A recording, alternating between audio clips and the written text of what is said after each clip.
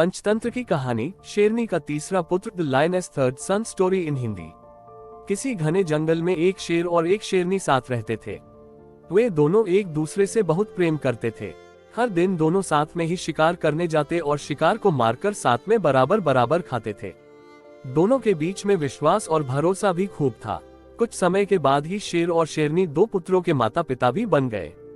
जब शेरनी ने बच्चों को जन्म दिया तो शेर ने उससे कहा कि अब से तुम शिकार पर मत जाना, घर पर रहकर खुद की और बच्चों की देखभाल करना। मैं अकेले ही हम सब के लिए शिकार लेकर आऊंगा। शेरनी ने भी शेर की बात मान ली और उस दिन से शेर अकेले ही शिकार के लिए जाने लगा। वहीं शेरनी घर पर रहती और बच्चों की देखभाल करती। बदकिस्मती से एक दिन शेर को कोई भी शिकार नहीं मिला।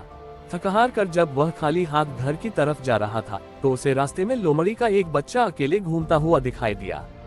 उसने सोचा आज उसके पास शेरनी और बच्चों के लिए कोई भोजन नहीं है तो वह इस लोमड़ी के बच्चे को ही अपना शिकार बनाएगा। शेर ने लोमड़ी का बच्चा पकड़ा, लेकिन वह बहुत छोटा था जिस वजह से वह उसे मार नहीं सका। वह उसे जिंदा ही पकड़कर घर लेकर चला गया। शेरनी के पास पहुंचकर उसने बताया कि आज उसे एक भी शिकार नहीं। रास्ते में उसे यह लोमड़ी का बच्चा दिखाई दिया तो वह उसे ही मारकर खा जाए। शेर की बातें सुनकर शेरनी ने कहा, जब तुम इसे बच्चे को नहीं मार पाए तो मैं कैसे इसे मार सकती हूँ। मैं इसे नहीं खा सकती है। इसे भी मैं अपने दोनों बच्चों की ही तरह पाल पोस कर बड़ा करूंगी और यह अब से हमारा तीसरा पुत्र होगा। उसी दिन से शेरनी और शेर लोमड़ी के बेटे को भी अपने पुत्रों ही तरह प्यार करने लगे। वह भी शेर के परिवार के साथ बहुत खुश था। उन्हीं के साथ खेलता कूदता और बड़ा होने लगा। तीनों ही बच्चों को लगता था कि वह सारे ही शेर हैं। जब वह तीनों कुछ और बड़े हुए तो खेलने के लिए जंगल में जाने लगे। एक दिन उन्होंने वहां पर एक हाथी को देखा। शेर को दोनों बच्चे उस हाथी के पीछे शिकार के लिए लग गए। वहीं लोमड़ी का बच्चा डर के मारे उन्हें ऐसा करने से मना कर रहा था, लेकिन शेर के दोनों बच्चों ने लोमड़ी के बच्चे की बात नहीं मानी और हाथी के पीछे लगे रहे और लोमड़ी का बच्चा वापस घर पर शेरनी माँ के पास आ गया।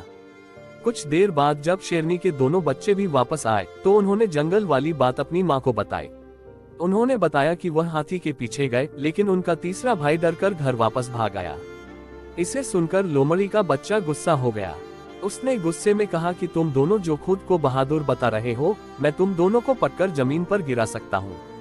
लोमड़ी के बच्चे की सुनकर शेरनी ने उसे समझाया कि उसे अपने भाइयों से इस तरह की बात नहीं करनी चाहिए। उसके भाई झूठ नहीं बोल रहे, बल्कि वे दोनों सच ही बता रहे हैं। शेरनी बात भी लोमड़ी के बच्चों को अच्छी नहीं लगी। गुस्से में उसने कहा, तो क्या आपको भी लगता है कि मैं डरपोक हूँ और हाथी को देखकर डर गया था।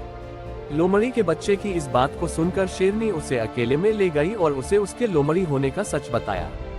हमने तुम्हें भी अपने दोनों बच्चों की तरह ही बड़ा किया है, उन्हीं के साथ तुम्हारी भी परवरिश की है, लेकिन तुम लोमड़ी वंश के हो और अपने वंश के कारण ही तुम हाथी जैसे बड़े जानवर को देखकर डर गए और घर वापस भाग आए।